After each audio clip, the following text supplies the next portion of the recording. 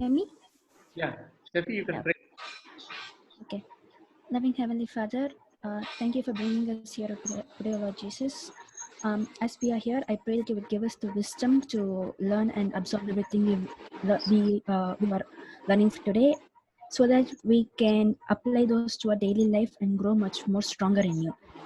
In your most precious name, O Lord Jesus, I make this prayer. Thank you. Amen. Amen. Okay, so today I would like to talk about good books in the subject of psychology. And while I have probably more than 40 to 50, or probably more than that books, I've not brought all of them. I just thought I'd share with you something that is important and useful. All right, so mm, so some of the books that I'm going to be sharing, there are some books with me on the subject of developmental psychology, but I will not be bringing those books to show it to you, because actually I teach developmental psychology, especially when I go for conducting BBSS, and even on parenting I talk about developmental psychology. And that subject is actually about what are the different age groups, mental age groups of a child. Okay, and how do they behave at each age group, and how do we address their needs at each age group. So that's what developmental psychology actually covers, but I'm not going to go into that right now today, but I will cover other books, and that will be helpful to understand human behavior, and also the nature of our obedience to God. Among some of these books, I would like to show you some. Probably the best and most comprehensive guide would be this book on Christian counseling by Gary R. Collins. He is a doctorate in clinical psychology, and yeah, this is one book which is like a compendium on the entire subject of psychology and counseling, how to counsel and what are the areas. So he covers almost each and every subject, from loneliness to anxiety to adulthood and adolescence, and all the family issues, old age, all that, how to care for people and how to understand them. So this is a very good book on the subject of Christian counseling, and probably the most comprehensive book that I can recommend from a Christian perspective. Then, besides this, I would like to show you another book on the subject of counseling, and that is this book called Masks of Melancholy.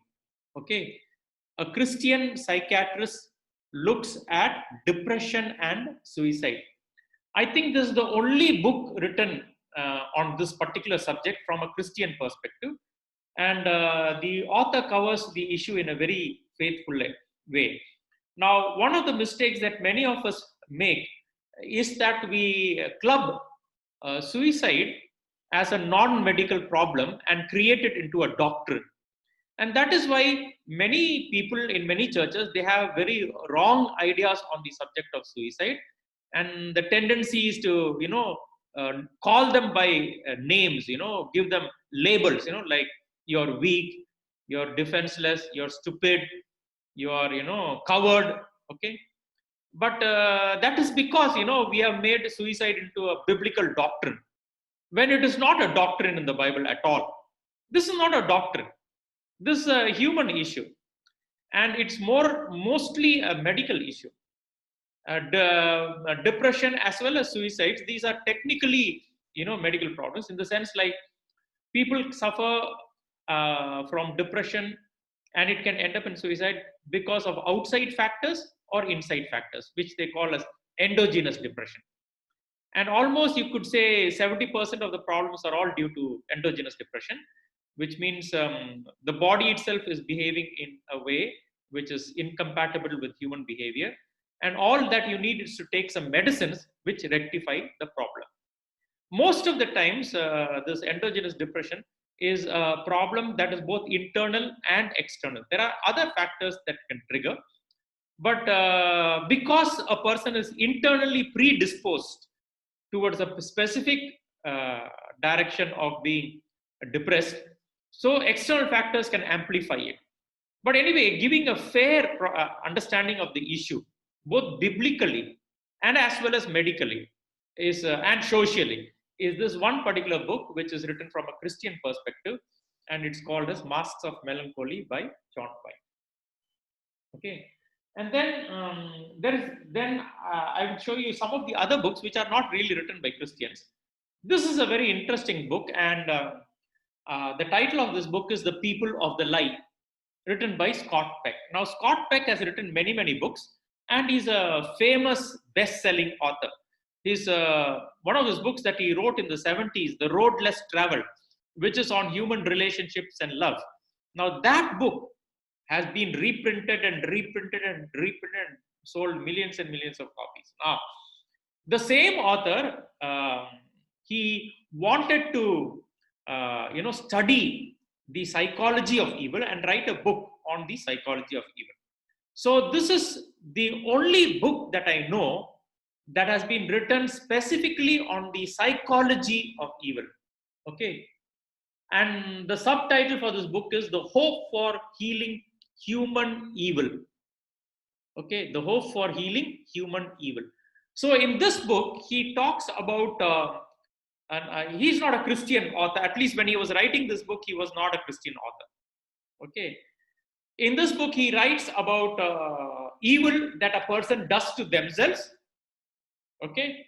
Then he talks about evil that members of a family will do to another member of a family.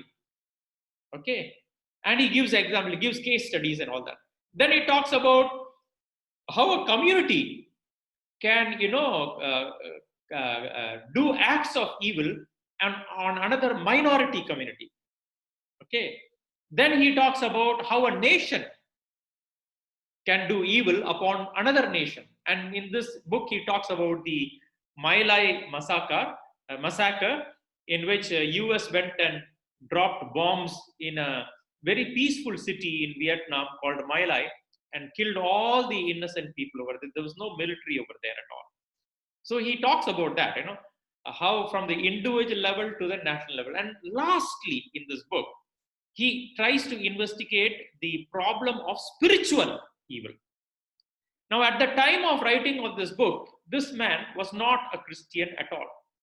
But when he does research on spiritual evil, he comes face to face with issues where he realizes there is another aspect of evil which is not psychological, which cannot be treated by medical, treatments, and that there is actually spiritual evil. So when he does research on that cases, in the end, he becomes a Christian. Okay, but he does not affect his allow his Christianity to affect the writing of his book, because this book was written with a great deal of painstaking research, and he doesn't want to change that. So he leaves everything as it is. Okay, because it's a result of painstaking research, and he wants the research to speak on its own. So this is the only book that I know of that has been written on the psychology of evil, and the title is The People of the Lie. After this, he wrote another book. Of course, I told you at the end of the book, while he was writing, he became a Christian. So at the end of the writing of the book, he became a Christian, and then he became a genuine Christian. So after becoming a genuine Christian, he wrote another book. And I think the title of that book is A Different Drum. Now that book he writes as a Christian, and that book is all about creating community. But anyway, I'm not talking about that book. I'm talking about this book on the subject of, on the psychology of evil. Okay. Then I'm going to show you some of the other books that deal with general psychology. Now, this book is a very good book. It's not written by a Christian. It's written by Desmond Morris, and therefore the book has got an evolutionary and a humanistic perspective. But nevertheless, the volume of research in this book, it's on one hand, it's a book on psychology, but more than that, it's a book on cultural anthropology, the study and the behavior of human beings all over the planet. And then it's also, you could call it as a book on cultural body language. Okay. So you can learn a lot about body language from this book.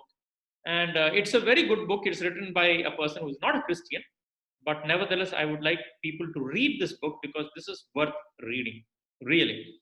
Okay, man watching. So I'm going to show you some books which are not written by Christian authors, but nevertheless, they are books truly that are worth reading for the volume of research that goes into it. It's just that we have to filter in their humanistic and evolutionary perspectives. But other than that, the information in such kind of books is valuable. Okay. Uh, Likewise, there's another book that I want to point out to you, and written by Viktor Frankl. Now, he wrote this book called Man's Search for Meaning. Now, Viktor Frankl is can be called as the third of the Viennese psychologists, or the third. He can be called as the he belongs to the third school of Viennese psychology. The first school in Vienna in psychology being the Freudian school, okay, where Freud said that because we restrict pleasure and therefore man has a, behaves in a wrong way. So Freud, he goes to the extreme of saying that pleasure is more important, and if pleasure is given, then all the maladaptive behavior of human beings can be rectified. So you should not put any restrictions. You should give people freedom to do whatever they want to do. Okay, so that is Freudian conclusion. But Freud also said a lot of other things which are truly, in terms of today's psychoanalytic theories, are considered to be valuable. But nutshell, Freud's emphasis was this: that pleasure is important. Okay, and if pleasure is provided, therefore, what will happen is that all the maladaptive behavior will cease. The interesting thing is, people like Freud and many others too, they decided what is normal behavior by studying specifically abnormal behavior. Okay, so that was Sigmund Freud. The second school is the school of Adolf Adler. Now, Adlerian school said it's wrong that pleasure, you consider pleasure being important as the mechanism for therapy. Whereas he said it's not pleasure, but it's esteem. Okay, self-respect, that is very important. And this he based on a statistical study of people who at different age levels, and he discovered that after 40, many people are not so much pleasure oriented as much as they are in being power oriented. So he said if man is granted power and self esteem, or an important title, okay, or a directorial role, then that will help a person become all right from his maladaptive behavior. So the first school was talking about pleasure, the second school was talking about power. Okay. Now the third of the Viennese schools is Viktor Frankl's, therapy, which is called as logotherapy, okay, or as logotherapeutic procedures. Okay. Now this book is a record of basically this book summarizes the logotherapeutic procedure. And what is logotherapy? Logos comes from the word logos, which actually means word or meaning. So what he is talking about is it's meaning therapy. Now what he is saying is it's not pleasure that is important, it's not power that is important, but it's meaning that is important. If you provide a person meaning in their life, okay, then even if they go through suffering, because they have meaning in their life, they will be able to put in their best and behave in an emancipated fashion. So that is what meaning therapy is all about. But I am recommending this book not to introduce you to logotherapy, because logotherapy probably will be in the last end of his book, about 50 pages of it. But the first almost 100 pages, of this book is his testimony. And that testimony is truly worth reading. Viktor Frankl was an Austrian Jew. Okay. And he was, when the Blitzkrieg took place and Hitler was expanding his armies all across Europe, so he was also one of those Jews who was captured. They sent all the weak people to the gas chambers, but the able bodied persons were given a blade, a small piece of a blade, and a soap, and they were asked to remove hair from every part of their body and wash themselves and come. Their clothes were to be dumped in one corner and they were brought naked. And then they were given some overalls of another prisoner who probably died in the gas chambers. And so now Viktor Frankl hid 20 years of research in his coat, hoping that he would be able to carry it secretly with him. But all his garments were taken away. And along with that, his 20 years of research, which he had rolled into his coat, also went off. And now he was only having the garments of a prisoner who died in the gas chambers, or probably died just as a prisoner. And his overall was given to him. And he thought, what is the future for me in this, concentration camp? And when he put his hand inside that pocket, he found what is called the Shema. The Shema is the Jewish prayer that a child first learns when they are able to speak, and the last prayer they make when they are about to die. It's from Deuteronomy chapter 6 and verse 4, where it says, "Behold, the Lord your God is one. Behold, O Israel, the Lord your God is one." So he found that verse, and suddenly he felt meaning in his life. And he survives the concentration camp. And I'm not going to tell you the entire story, but after coming out of the concentration camp, he publishes this book and his research. So that's what this book is all about. The first 100 pages are truly worth reading. Okay. Then another book that I'd like to introduce you to is written by a woman named Helen Fisher. Okay. And the title of the book is Anatomy of Love. And subtitle is A Natural History of Adultery, Monogamy, and Divorce. Okay, so this is probably one of the best books on why people fall in love and get married, and why divorces takes place and all that. And Helen Fisher was originally is originally a primatologist, and she worked with chimpanzees and orangutans who form social groups and etc. And she noticed a behavior pattern in these among these primates.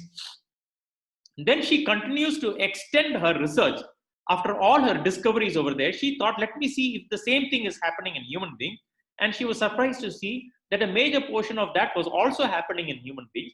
And so she does that. This is a book on the study of that research, how people get into relationships with each other. And technically, as the book says, Anatomy of Love, it is truly a book which is a study on the anatomy of love. Okay, what chemicals are involved? Okay, how these chemicals, affect our emotions. For example, let's just take Susan is over here. So she might know of a substance called oxytocin, a hormone. Okay, what does oxytocin do? If you know the medical literature, the oxytocin is called as the cuddle chemical. Okay, cuddle chemical means if that hormone is released a little excessively in your body, you will have a feeling of wanting to hug the person who is there with you. So that's why it's called as the cuddle chemical. Okay, so she examines all these various hormones that affect human relationships and love. For example, there is this substance called phenylethylamine. Okay, and what does phenylethylamine do? It's one of those hormones or substances that is released in the body, especially when you are fresh in love. So when you get into a new relationship, what happens to you? Your heart starts jumping, isn't it? The moment you see the other person. So I think that song is also there, no? By Britney Spears, and she says, "My heart is jumping. It's easy to see." Okay, so that is talking about phenylethylamine. Actually, what does phenylethylamine do? It's found initially when you are in a new relationship.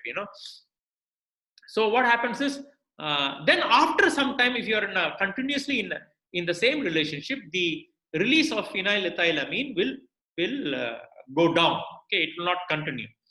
Okay, so it depletes after some time, and after that, other hormones get involved in maintaining this, relationship.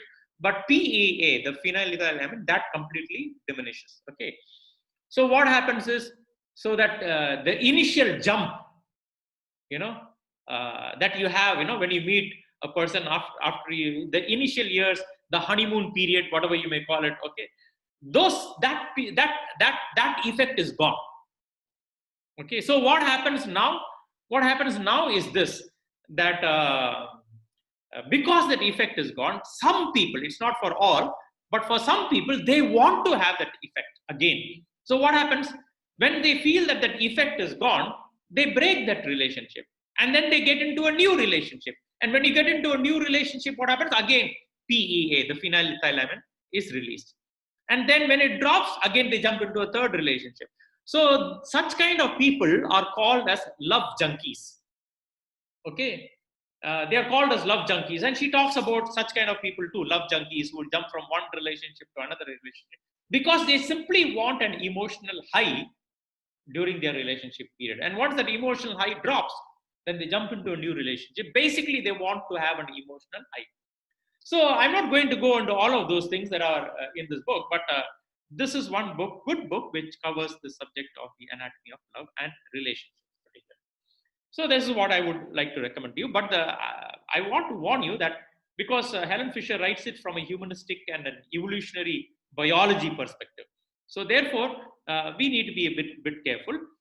We can take the facts that she's giving us, and we don't need to give her humanistic or her evolutionary interpretation of what she is seeing. We don't need to take that part of it. But nevertheless, this is a good book to read to understand relationships. Okay. Then this book, I brought it out into the open because today we have a disease, okay, which the World Health Organization has recognized, and they call it as screen addiction. Okay, screen addiction. Now, screen addiction has become such a major problem that's affecting children from 9 years to 19 years. Okay, and in fact, some of them have to go through to go through for psychiatric treatment too. In fact, inside this, there is even the testimony of a doctor who got addicted to video gaming, and how he had to go for psychiatric help to come out of it. A doctor, a practicing doctor, he started, getting engaged into video games when he was in medical college, and it continued after he finished medical college, after he became a doctor, after he got married.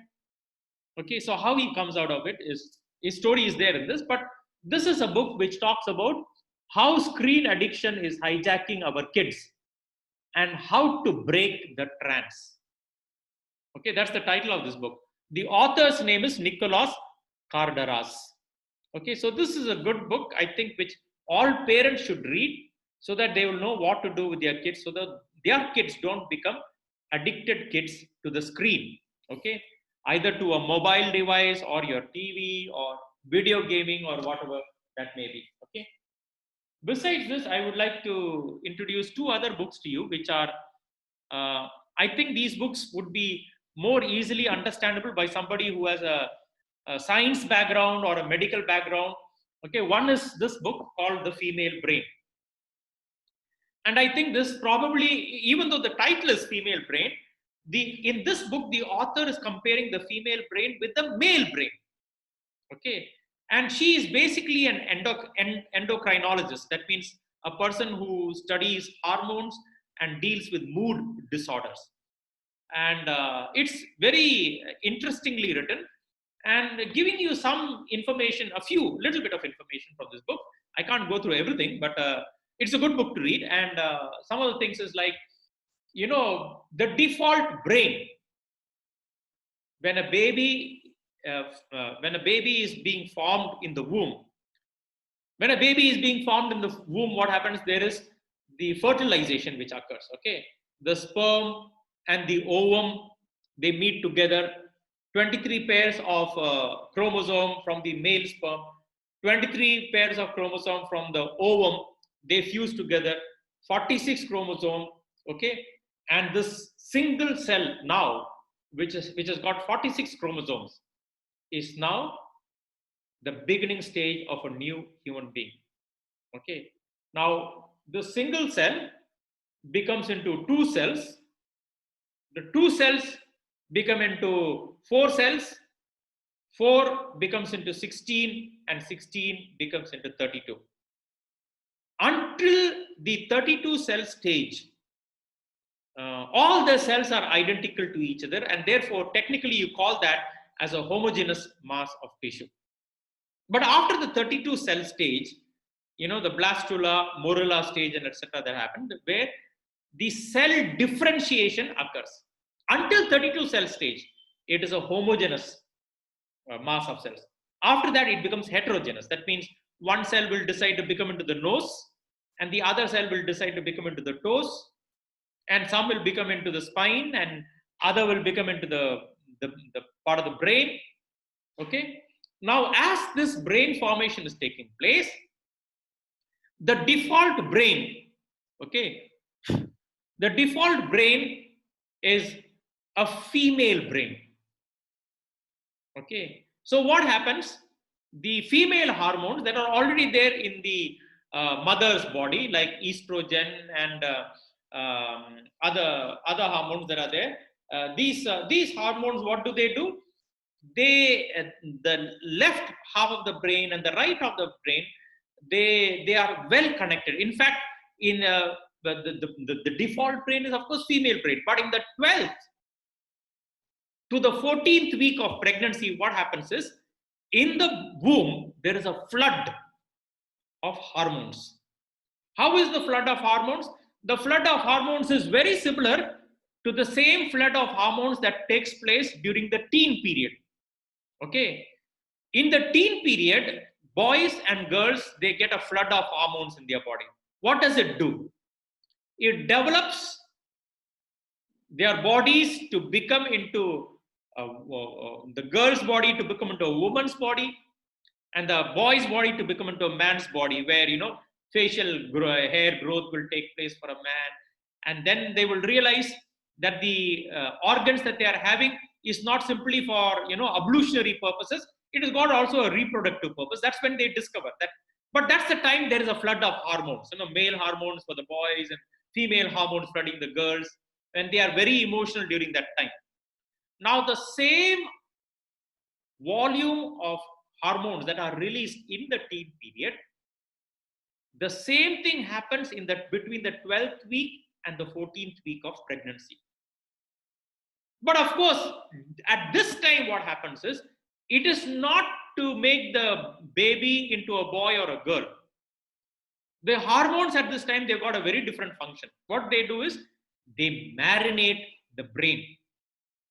And when they marinate the brain, if it is female hormones, the connections between the left and the right half of the brain, they become more stronger, firmer, and very. So the left and the right half of the brain are exceptionally well wired in a female brain, if it is a female hormone. Now, what happens if the male hormones are there? The male hormones, there are three main hormones. One is, of course, testosterone. Now, I want you to understand testosterone is not simply a male hormone. It's also found in women. But I'll talk about that later. So, testosterone is flooded in the male womb. Then what else is flooded? Then there is androstenedione. Okay, androstenedione is another male hormone. Then the Mullerian inhibiting substance, MIS in short. Okay, these three hormones, they will marinate the brain of a 12 to 14 week baby in the womb. And what does it do? If it is male hormones, it breaks off the connections between the right and the left half of the brain. So what happens is in the end is when as boys, they because of the excess amount of testosterone and etc., the way they play itself is different from the way girls play. Okay, so this author, now the Western world is talking about equality between men and women, and but this is a secular book, not written by a Christian author. And she says that, and a secular person, not a Christian, okay, she says male brain is totally different from female brain. Okay, and I'm not going to go into all the details. I've given you some things from this book. So as a result, what happens is male brain, because they are not, the left and the right half is not well wired. As a result, men are better at doing a single task at a time. Okay, and so they are capable of doing vertical thinking, and they are capable of specializing. Okay, whereas women, because both the parts of their brain are well connected, they pick up cues which men can't pick up. The wife will be telling the husband, I don't like the way that man came into the house. Next time you don't bring him. Now the husband doesn't know, there is nothing that he did wrong. What cue that the woman picked up? Because women are very good in, exceptionally good actually, in picking up verbal cues, non-verbal cues. Okay, not verbal cues, but non-verbal cues. Okay, they'll just see the face, the expression, the way they are looking and so on. They spot things faster than men. But the men won't understand. In fact, they will even be like a, what's say, like a monitor on the top of their husband. And when the husband looks in something, enga paakrenga, where are you looking? The wife will ask that. No, one male. What does that mean? So women can pick up cues very fast. And so that's what this book talks about actually. So it talks about the differences between the men and the women. And in fact, in one of the places in the beginning parts of the beginning chapters, she talks about the stupidity in which we think that men and women are equal. Men and women are not equal. They are not equal in terms of function, but they are equal in terms of what do you call it, status. And that is biblical. Men are equal to women in terms of status. Women are not inferior to men in terms of status. Men and women are equal. Biblically, men and women are equal. In fact, in Genesis chapter 1, verses 26 and 27, it says, and God created man in his own image. Okay. The word man over there is generic, not masculine. So the word man in his image is referring to the whole mankind, including women. But the next line it says, male and female he created them. That means what? Maleness and femaleness is equally a part of the image of God. So therefore, just because women are different and just because men are different, it doesn't mean that one is superior to the other, but each of us have different functional roles. For example, men can never become pregnant, right? So women are, given those attributes that, oxytocin is found in larger quantities in women. So what happens? They love to cuddle their babies. Even teenage girls, you look at them, if they see a baby, they'll melt. Especially if they see a drooling baby, they'll melt. And I can't understand for anything. I just can't understand why, they fall flat for drooling babies. Oh, how cute and all that. Because they are the body, they are the hormones in their body, they are just geared for nurturing. Okay. So there are differences. And she says, even the way in which girls and boys play is very, very different. When boys play, their games are always competitive games in this book. Okay. But when women play, so not women, I shouldn't say women, but when girls play, their games are always cooperative games. So what will they say? Okay, you take my doll and I will play with your teddy for some time. They'll exchange it. So their games are kind of cooperative games when girls play. But boys' games are always, competitive games. This is mine. Okay. So boys are like that. There is a competitiveness to their playing. In fact, this author talks about the story of one incident in which she gets one of the mothers gets a toy, a unisex toy. Okay, now there are many toys which are supposed to be unisex. Boys also can play and girls also can play. So a unisex toy was purchased. And what was the toy? It was a truck. And it was given to this girl, this toddler. You know what did this girl do? She wrapped this truck, this big truck over there. She wrapped the truck with a towel and she put it in her arms like this. And then she's saying, trucky, trucky, don't worry, your fever will go away. Your fever will go away. What is that? Okay, she's taken a truck and she's made it into a baby. In the same way, you give a Barbie doll to another boy who's a toddler, what will do? He'll take that Barbie doll, and that Barbie doll will become into a rocket. It become into a rocket. Okay, because boys are boys and girls will be girls. That's what, you know. So very nicely, she talks about the everything, you know, about the birth of the human brain. Then it talks about the teen girl brain. It talks about love and trust. It talks about sex. It talks about the mommy brain, and then it talks about the mature female brain. And then it talks by mature, she's talking about what happens when you cross puberty. And while she's talking about the female brain, she constantly makes comparison with the male brain also. Okay. Of course, she has written another book also, which is called as The Male Brain. But I think more than that book, this book is really worth reading because it is a comparison between the two brains, you know. And so this is one good book. It's if you understand chemistry and, you know, biochemistry and medicine and science, you'll find this very interesting to read. So this is this book, the Female Brain. Okay. Then I'd like to show you one more book, which is so technically this book, I forgot to tell you, this book is on the subject of what is called as behavioral neuroscience. Now, there's a lot of research going on in the field of behavioral neuroscience. And I don't have the time to share with you all that information. When I take classes in psychology or something like that, then I share them over there. Or especially when I take my sessions on developmental psychology, where I talk about the different age levels and the mental characteristics and the spiritual characteristics and the physical characteristics of each age group at different ages. Then sometimes I might talk about those things.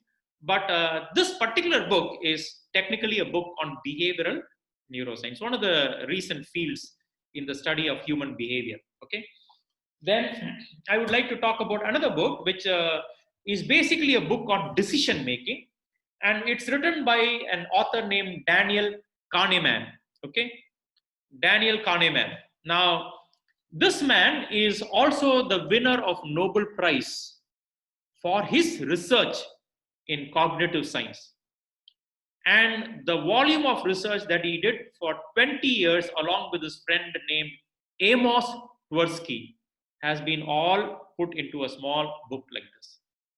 And basically, he's talking about cognitive errors. Errors that we make when we especially make decisions. And a majority of the time, we all make wrong decisions. And why we make those wrong decisions, that's what this book is all about. Now, this is a condensation of the 20 years of research for which he and his friend Amos Tversky, they got the Nobel Prize for this. The field of science, this is called as cognitive science. So the research that Amos Tversky and Daniel Kahneman, they did in the field of cognitive science, that has been put into a book like this. Now, if you want, you know, I mean, sometime later, if you people are interested, he talks about 24 cognitive biases. Okay. If you want to diagrammatically explain the 24 cognitive biases, I can sometime, you know, later in another session explain those 24 cognitive biases to you. But if you go into Wikipedia, you will find it lists about 185 cognitive biases. Now, all of those are not that important, but at least I would say the 24 are the most important ones. And in this book, he talks, basically explains the experiments and the procedures and the methodology by which he came to the conclusions. All that is there in this book. So, of course, you will see as I read any book, I will always put my underlinings and markings, and so it's all there in every book that I read. So this is a good book to read on the subject of cognitive science. So these are just, there are many more books there in my library, more than 40 to 50 or so. I have not even counted them on the subject of psychology, but it is important to read because then we know how to relate with people and not jump into, you know, wrong conclusions. I know sometimes when somebody commits suicide, we say how foolish, you know, what a coward and all that. But that's basically name calling. No, we should never do that. When somebody is dead, they are dead. You know, why would we want to call them names, right? And that's not nice, actually. You know, it's not even Christian for that matter. As Christians, we should not, you know, indulge in calling names. In fact, you can't even do that in a law court. In the law courts, if you go, they have a term for that. It's called as argumentum ad hominem. Now, what's the meaning of argumentum ad hominem? Argumentum ad hominem simply means you are arguing with the arguer instead of arguing with the argument. And when we indulge in name calling, foolish, coward, okay, selfish, you know what happens? We are engaging in argumentum ad hominem, name calling. And it is not a Christian thing to do. And any of us, when we want to convince somebody of something, you do convince them. But don't indulge in name calling. You are stupid. You don't know anything. You think you know more. Your knowledge is you're puffed up with your knowledge. Your knowledge is zero to me. Such kind of attacks is basically argumentum ad hominem. You're attacking the arguer instead of attacking the argument. Why? Because you don't have an argument. That's why.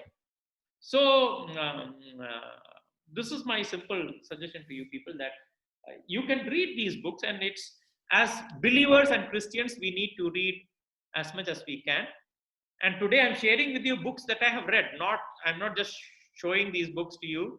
I'm also explaining the content of these books to you, so that I can really recommend these books to you to make it a part of a library. Now, one of the very important books, or rather I would say two books, they are not with me in my library.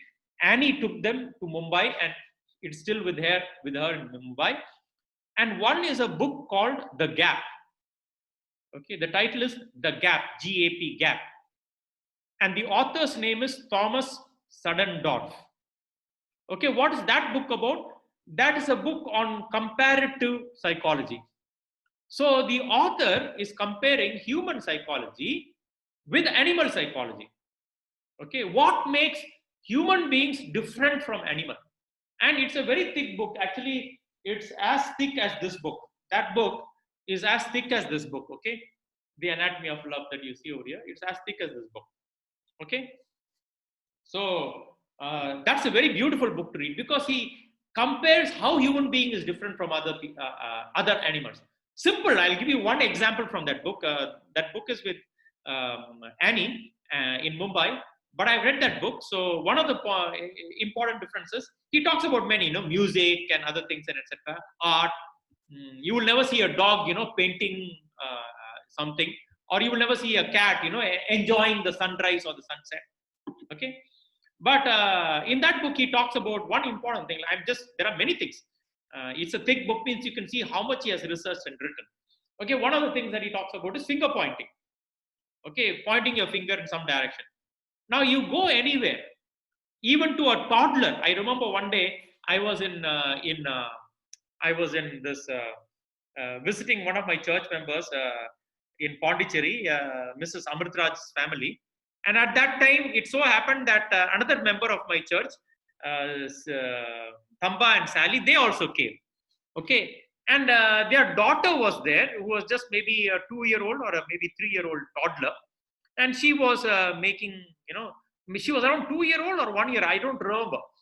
But that's a baby. Okay. And she was making some racket and etc.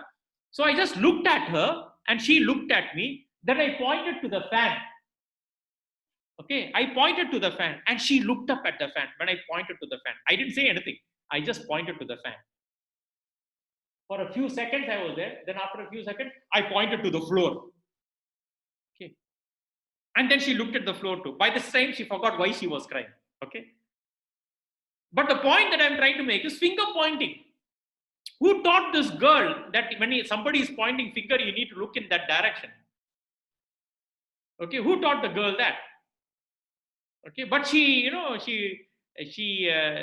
did it. Finger pointing is unique to human beings. You can't tell a cow pointing something. You can't tell anything to a cow. If you point in that direction, the cow won't go in that direction.